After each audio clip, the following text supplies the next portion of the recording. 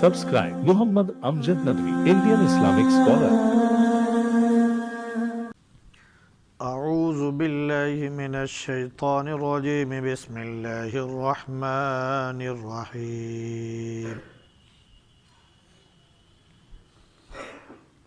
يسألك الناس عن الساعة قل إنما علمها عند الله وما يدريك لعل الساعة تكون قريبا إن الله لعن الكافرين وأعد لهم سعيرا خالدين فيها أبدا لا يجدون وليا ولا نصيرا يوم تقلب وجوههم في النار يقولون يا ليتنا أطعنا الله وأطعنا الرسولا.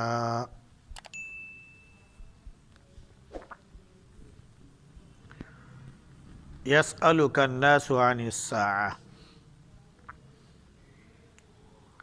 لوگ آپ سے پوچھتے ہیں قیامت کے بارے میں، تو کہہ دیجئے کہ اس کا علم اللہ کے پاس ہے، اور تمہیں کیا معلوم کہ قیامت کی گھڑی بہت قریب ہے۔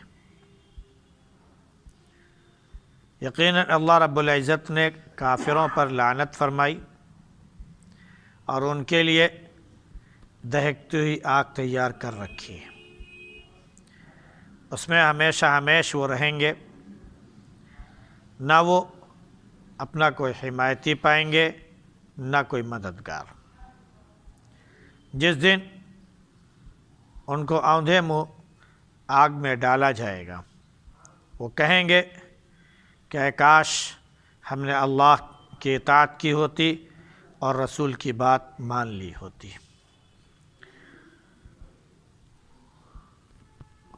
وقالوا ربنا إنا أطعنا سادتنا وكبراءنا فأضلونا السبيلا ربنا آتهم ضعفين من العذاب ولعنهم لعنا كبيرا۔ اور وہ لوگ کہیں گے کہ ہمارے پروردگار، ہم نے اپنے سرداروں کی اور بڑوں کی بات مانی تو انہوں نے ہم کو سیدھے راہ سے گمراہ کر دیا۔ اے ہمارے رب، ان کو دگنا عذاب دیجیے اور ان پر بہت بڑی لعنت فرمائیے۔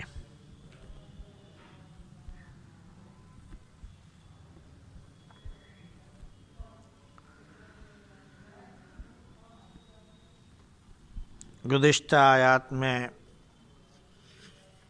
اس بات کا ذکر تھا کہ نبی صلی اللہ علیہ وسلم کے ازواج مطہرات، آپ کی بیٹیاں اور دیگر تمام مومنوں کی بیویاں پردہ کریں اور چادر اپنے چہرے پر ڈال لیا کریں، تاکہ ایک عزت دار خاتون اور خاندانی خاتون اور دوسرے بے حیا، بے شرم، بدکردار عورت کے درمیان فرق ہو سکے، اور عزت دار خاتون کو پہچان لیا جائے، پھر ان کے ساتھ کوئی برائی نہ کی جائے، نہ ان کو کوئی اذیت پہنچائی جائے۔ پھر حکم ہوا کہ منافقین اگر اپنی حرکتوں سے باز نہ آئے اور جن کو دلوں میں کھوٹ ہے وہ بھی باز نہ آئے، اور جو مدینے میں افواہیں اڑانے والے ہیں وہ باز نہ آئے، تو پھر ان کے خلاف مومنین کو کھڑا کر دیا جائے گا۔ پھر وہ لوگ جو ہے آپ سے بھاگ کھڑے ہوں گے اور آپ کے قریب نہیں آ پائیں گے، ان پر لعنت ہوگی، جہاں بھی پائے جائیں گے وہ قتل کر دیے جائیں گے۔ اللہ کا یہی طریقہ ہے۔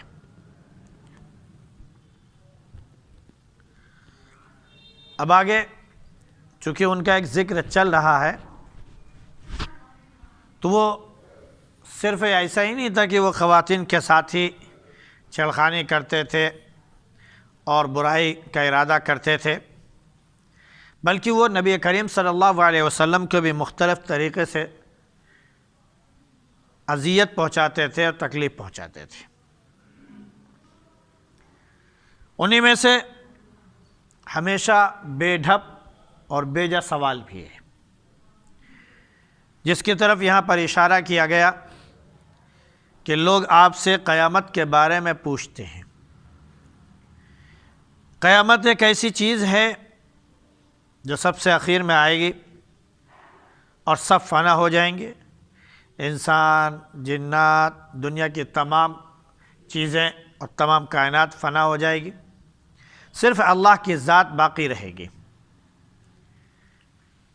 تو اس قیامت کے بارے میں اللہ رب العزت نے کبھی کسی نبی کو نہیں بتایا، اس لیے کسی نبی نے کبھی بھی اس کا ذکر نہیں کیا کہ قیامت کب آئے گی۔ ہاں، اللہ رب العزت نے بس صرف اتنا بتایا کہ قیامت بہت قریب ہے۔ تو انبیاء علیہ السلام نے بھی ہمیشہ یہی بتایا کہ قیامت بہت قریب ہے۔ یہ لوگ ہمیشہ یہ بے ڈھپ سوال کیا کرتے تھے کہ ذرا بتائیے قیامت کب آنے والی ہے۔ یہ یا تو خوف اور ڈر کی وجہ سے ہو سکتا ہے، یا یہ کہ جس کا زیادہ امکان ہے وہ یہ کہ استہزاء اور مذاق، کیونکہ منافقین جو ہے نبی کریم صلی اللہ علیہ وسلم کا مذاق بھی اڑایا کرتے تھے، اور جب اپنی مجلسوں میں جاتے تھے تو وہاں پر کہتے تھے ارے ہم تو صرف ان سے یہ کہتے تھے کہ ہم آپ کے ساتھ ہیں، تو صرف ایک مذاق کرتے تھے، ان کے ساتھ ایک کھیل کرتے ہیں، ہم تو اصلاً آپ کے ساتھ ہیں، ہمارا گروپ تو یہ ہے، ہماری جماعت تو یہ ہے، ہم ان کو تو صرف مذاق کے طور پر لیتے ہیں اور وہاں جا کر یہ کرتے ہیں تاکہ وہ بس خوش رہیں۔ تو مذاق کے طور پر قیامت کے بارے میں پوچھا کرتے تھے کہ ذرا اے نبی یہ بھی بتا دیجئے کہ قیامت کب آئے گی، اس کا وقت کیا ہے۔ تو اللہ رب العزت نے ان کے بارے میں جو ان کے دلوں میں تھا وہ واضح کر دیا کہ وہ پوچھتے ہیں کہ قیامت کب آئے گی، پھر جواب بھی اللہ ہی نے دیا، کہہ دیجئے کہ قیامت کا علم جو ہے اللہ کے پاس ہے۔ نبی نے صاف طور پر کہہ دیا کہ بتا دیجئے کہ قیامت کا علم ہمارے پاس نہیں ہے، قیامت کا علم کس کے پاس ہے؟ اللہ کے پاس ہے۔ اور یہی تمام انبیاء علیہ السلام نے جواب دیا۔ اللہ کے نبی صلی اللہ علیہ وسلم نے مختلف موقع پر قیامت کے قریب ہونے کے بارے میں بیان فرمایا۔ ایک مرتبہ یوں ارشاد فرمایا کہ میں اور قیامت بالکل ایسے ہیں، ایسے یہ شہادت کی انگلی اور یہ بیچ والی انگلی دونوں کا آپ نے ایسے اٹھایا، فرمایا کہ میں اور قیامت بالکل اس طرح، بالکل اس طرح، یعنی کوئی فرق، اب کوئی دوری نہیں ہے۔ جیسے شہادت کی انگلی اور بیچ کی انگلی میں کوئی فرق نہیں ہے، کوئی دوری نہیں ہے، یہ بالکل قریب ہیں، ویسے میری آمد، میری بعثت اور قیامت اب اس میں کوئی دوری رہ نہیں گئی۔ یہ الگ بات ہے کہ اللہ کے نبی صلی اللہ علیہ وسلم کو 1400 سال سے زیادہ ہو چکے ہیں، اگر اس اعتبار سے کوئی اعتراض کرتا ہے تو یہ اعتراض بالکل بے جا ہے۔ کیوں؟ اس لیے کہ آخرت اور آخرت کا وقت جو ہے وہ لافانی ہے، اس کا کوئی وقت نہیں ہے۔ جیسے ہمارے ہاں روز 24 گھنٹے میں دن آتا ہے اور جاتا ہے اور پھر ختم ہو جاتا ہے، پھر اسی سے دن بنتا ہے، دن سے ہفتہ بنا، ہفتے سے مہینہ بنا، مہینے سے سال بنا، اس سے صدی بنا، وغیرہ وغیرہ، اس طرح بنتا چلا جا رہا ہے۔ وہاں کوئی سسٹم نہیں، ختم تو ختم، یہ وقت کا سلسلہ بالکل ختم۔ اور پھر وہ بہت، جس کا وقت ہی نہ ہو، جس کو بانٹا ہی نہ جا سکتا ہو، اس کا موازنہ اس سے جو بہت محدود ہو کیسے کیا جا سکتا ہے؟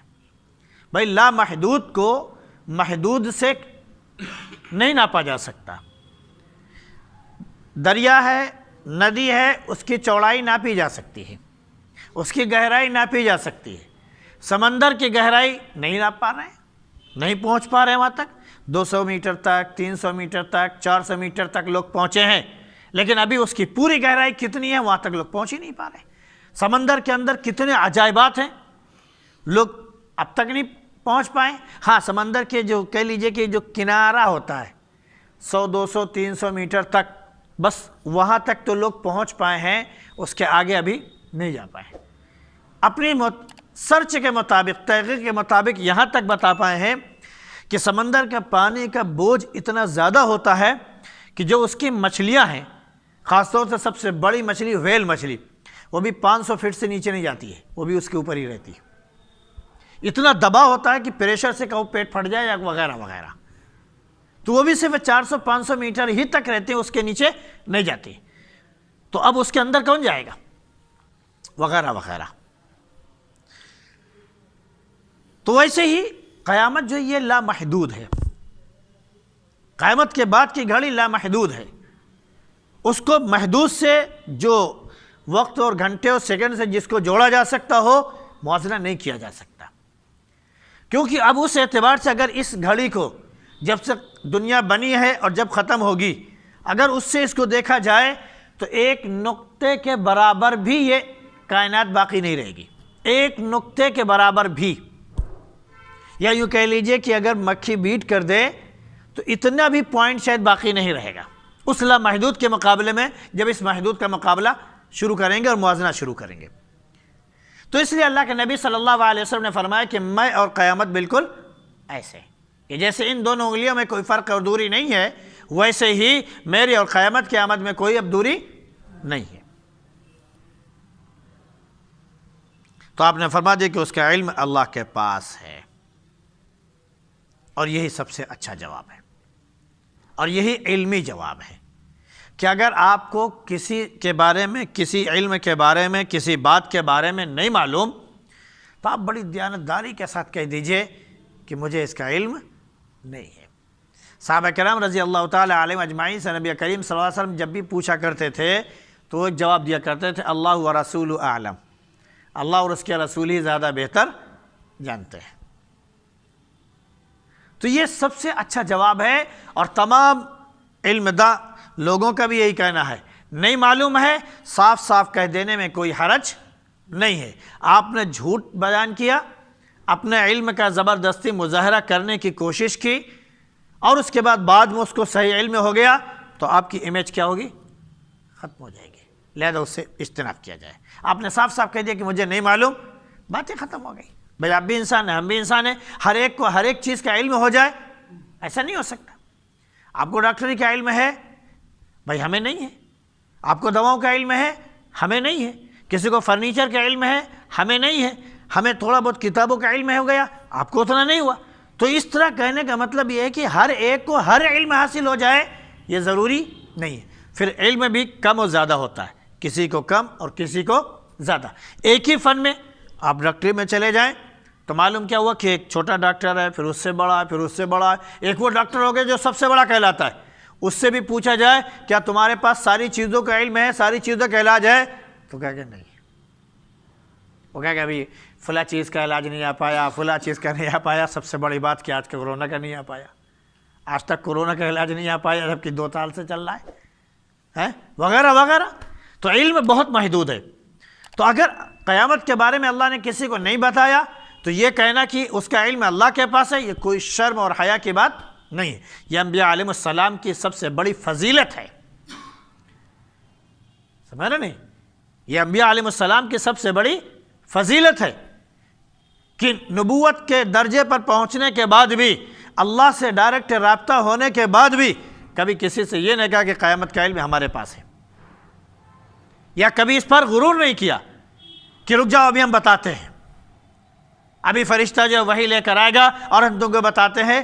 اللہ نے بتا دیا کہ قیامت اس دن آنے والی ہے اور بس اس کا وقت اتنا متعین ہے، بس 1 سال بعد، 2 سال بعد، 10 سال بعد آنے والی ہے، وغیرہ وغیرہ۔ کسی نبی نے نہیں کہا۔ جیسے نبی سے پوچھا گیا اللہ جانتا ہے، میں نہیں جانتا۔ یہ نبوی اعجاز ہے، نبوی فضیلت ہے کہ اللہ رب العزت نے انبیاء علیہ السلام کو ذرا برابر بھی جھوٹ سے بہت دور رکھا، بہت دور رکھا۔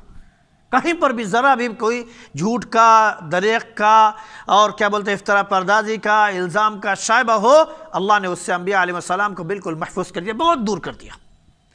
کوئی انگلی بھی نہ اٹھا پائے ہمارے محبوب پر، ہمارے نبی پر جس کو ہم نے مبعوث کیا ہے۔ تو بالکل صاف گوئی کے ساتھ انبیاء علیہ السلام کہتے تھے قیامت کا علم اللہ کے پاس ہے۔ اور تمہیں کیا پتہ ہے کہ قیامت کتنی قریب ہے؟ اللہ ہی بہتر جانتا ہے۔ پھر کافروں پر لعنت کی گئی کہ یہ جو کافر جو اس طرح کی حرکتیں کرتے ہیں، خواتین کو چھیڑتے ہیں اور افطرا پردازی کرتے ہیں، نبی کو تکلیف پہنچاتے ہیں اور مدینے میں رہ کر افواہیں اڑاتے ہیں وغیرہ وغیرہ، مسلمانوں کو بدگمان کرتے ہیں، ان کے خلاف لوگوں کو اکساتے ہیں، یہ ساری باتیں جو ہیں یہ وہ ہیں جن کی وجہ سے ان کافروں پر لعنت کی گئی ہے اور ان کے لیے جہنم کی آگ تیار کر دی گئی۔ اب اس میں یہ ہمیشہ ہمیشہ رہیں گے، اور اس میں جانے کے بعد اگر یہ اپنے مددگار اور اپنے حمایتی ڈھونڈیں گے تو کوئی حمایتی اور مددگار ملنے والا نہیں ہے۔ اوندھے منہ ان کو جہنم میں ڈالا جائے گا، یعنی سیدھا نہیں ڈالا جائے گا کہ کھڑے ہیں تو بس ایسے ڈال دیا گیا، پیر نیچے سر اوپر، اوندھے منہ، پیر اوپر اور سر نیچے۔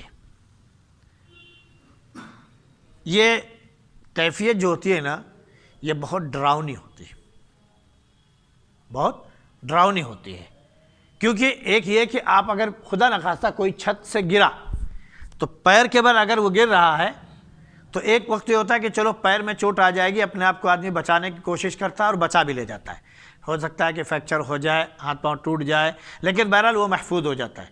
لیکن اگر کسی کو یقین ہو جائے کہ ہم چھت پر سے سر کے بل گر رہے ہیں تو پھر اس کو پورا یقین ہو جاتا ہے کہ اب ہم بچ نہیں سکتے۔ تو اوندھے منہ جب وہ جہنم میں ڈالے جائیں گے تو ایک تو یہ کہ ڈر اس کا گرنے کا گڑھے میں، اور دوسرے کہ پھر آگ کہ اگر وہ تڑپنا بھی چاہیں تو ایک سیدھا آدمی جس طرح تڑپ سکتا ہے وہ اوندھا منہ آدمی اس طرح نہیں تڑپ سکتا، پھر وہ تکلیف سے جتنا چیخے گا چلائے گا وہ اس کا معاملہ ہے، تو اس پر مزید تکلیف ہوگی۔ تو اوندھے منہ ان کو ڈالا جائے گا، اور یہ بھی نہیں کہ ہاتھ پاؤں کھلے ہوں گے، یہ سب بھی زنجیروں سے بالکل ایسے بالکل بندھے ہوں گے کہ آدمی ٹس سے مس ہاتھ پاؤں ہلا نہیں سکتا ہے۔ تو اب وہ پھر اس پر جو سزا ہوگی، اور وہ بھی جو رسی جس میں لپیٹا جائے گا، جس زنجیر میں باندھا جائے گا، وہ بھی آگ کی ہوگی، اور وہ بھی 70 ہزار گز یا 70 گز ہی مان لیجئے کہ چوڑی لمبی چوڑی ہوگی، وہ اس اعتبار سے پھر اس کو اس میں باندھ کے تب پھر پھینکا جائے گا، تو کسی بھی اعتبار سے بچنے کا امکان نہیں ہے۔ اور پھر اس پر یہ بھی کہہ دیا جائے کہ ہمیشہ ہمیشہ اس میں رہیں گے۔ اس وقت یہ تمنا کریں گے، اس وقت یہ کہیں گے کاش ہم نے نبی کی بات مان لی ہوتی، کاش ہم نے اللہ کی اطاعت کر لی ہوتی، کاش ہم نے اسلام قبول کر لیا ہوتا، کاش ہم نے اسلام کی تعلیمات پر عمل کر لیا ہوتا۔ بس یہی ان کی خواہش ہوتی، یہی تمنا کرتے رہیں گے۔ اس وقت کہیں گے پروردگار سے، اے میرے پروردگار، ہم نے اپنے بڑوں کا حکم مانا تھا، ہم نے سرداروں کی بات مانی تھی، ہمارے جو بڑے اور جو لیڈر کہلاتے ہیں ان کی بات مانی تھی، تو انہوں نے ہم کو راہ سے بے راہ کر دیا، گمراہ کر دیا۔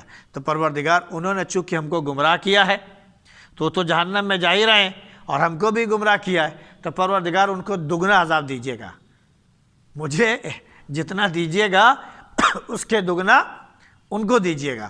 اللہ رب العزت فرمائے کہ سب کو وہاں پر برابر، سب کا دگنا ہی ہے۔ وہ ایک باقاعدہ پوری بحث ہے جہاں پر قرآن میں دوسری جگہوں پر آیا ہے۔ تو یہ کہیں گے، اور یہ بھی کہیں گے اللہ نے تو ہم پر بھی ہے، لیکن ان پر پھٹکار اور زیادہ ہونی چاہیے تاکہ ان کو احساس ہو جائے اور کہ ہم نے لوگوں کو کیسے گمراہ کیا ہے۔ ایک وقت وہ بھی آئے گا کہ شیطان سے بھی لوگ مکالمہ کریں گے اور بات چیت کریں گے، تو کہیں گے تو نے ہمیں گمراہ کیا، تیری وجہ سے ہم کہیں گے، تو شیطان کہیں گے بھائی دیکھو تمہارے اعمال تمہارے ساتھ، میرے اعمال میرے ساتھ ہیں، تمہارا عذاب تمہارے اوپر ہے، میرا عذاب میرے اوپر ہے، میں نے کسی کا ہاتھ پکڑ کے برائی کی طرف لا کے نہیں رکھا ہے کہ زبردستی کسی سے برائی کروائی ہو، ہمارا کام تو بہکانا، ہم نے صرف آپ کے دل میں ایک وسوسہ ڈالا، تمہاری سمجھ میں آئے گا تم نے کر ڈالا، تو تمہارا جرم وہ تم بھوگو، ہم بھوگنے والے اس کے نہیں ہیں، ہمارا جرم ہمارے ساتھ ہے، تمہارا جرم تمہارے ساتھ ہے، اس کی سزا تمہارے لیے بھی ہے، اس کی سزا میرے ساتھ ہے۔ تو وہاں پر باقاعدہ یہ مکالمہ ہوا کہ پروردگار شیطان کو اور اس طرح سزا دیجیے، تو باقاعدہ سارے مکالمے ہوں گے، تو اللہ نے فرمایا کہ سب کی سزا الگ الگ ہے، جس نے جو کیا اس کو ملے گی۔ اللہ رب العزت سزا سے، آخرت کی سزا سے، گرفت سے ہم سب کی حفاظت فرمائے اور ہم سب سے راضی ہو اور دین پر چلنے کی توفیق نصیب فرمائے۔ سبحان اللہ بحمدہ، سبحانک اللہم وبحمدک، ونشہد ان لا الہ الا انت نستغفرک۔